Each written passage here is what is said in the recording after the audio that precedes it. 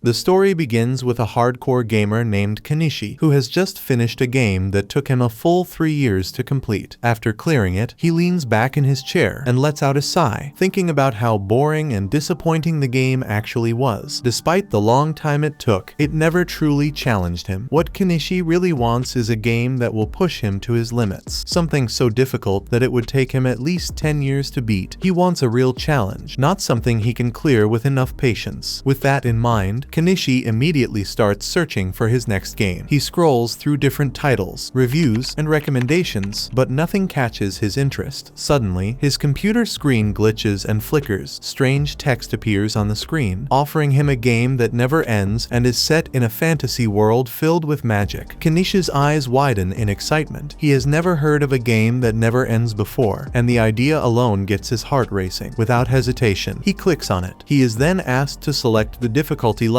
The options range from easy mode to hard mode, which already seems standard and uninteresting to him. However, as he scrolls down further, he notices an extra option at the bottom called Hell mode. This is something he has never seen in any game before. His excitement skyrockets as he realizes that this might finally be the challenge he has been looking for. Without a second thought, he selects Hell mode. Next, he chooses the Summoner class and confidently clicks the Start button. The moment he does, something strange happens.